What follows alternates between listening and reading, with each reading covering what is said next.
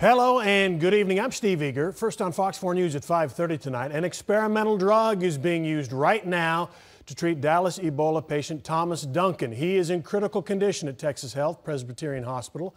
On Saturday, doctors began treating Duncan with Bresnadavir,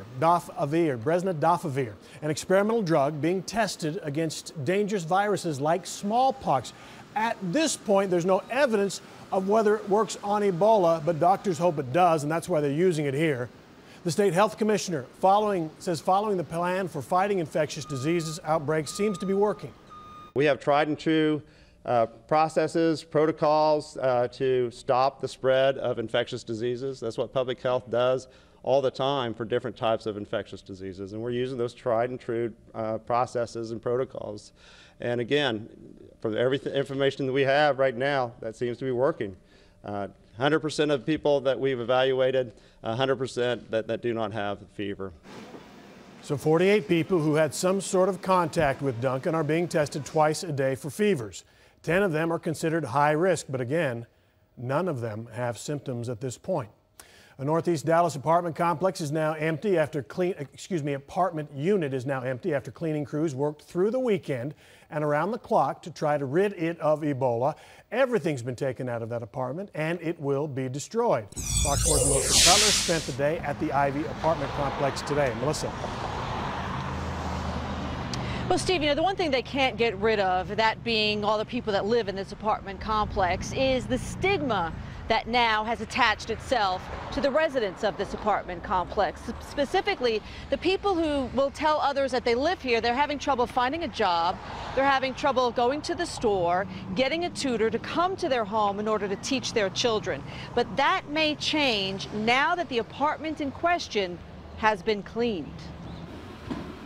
The Arlington-based hazmat crew worked 4 days straight, 20 to 25 men on 30-hour shifts, scrubbing the most scrutinized apartment in Dallas. We've done everything we've been asked to do. By late Monday morning, the cleaning guys finished sanitizing the place where Ebola patient Thomas Eric Duncan was staying. We have totally cleaned the apartment, from the ceilings to the floors, removed everything out of the apartment, put a final decon on everything just to make sure that nothing's living in there, and so it's all been removed. First, the bedroom. Obviously sheets, towels, anything that he could have sweat on or that he was laying on when he was inside. Carpet, drapes, blinds, furniture, everything you could imagine was cut up and sealed in 125 drums.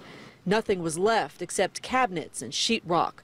It was a three-step process: spray machines with a powerful chemical compound, high concentration of peroxide, and a final wipe down with bleach.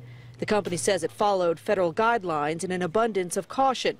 Sky 4 was above as the trucks rolled out, storing the potentially toxic cargo at a location away from neighborhoods and businesses until it can be destroyed.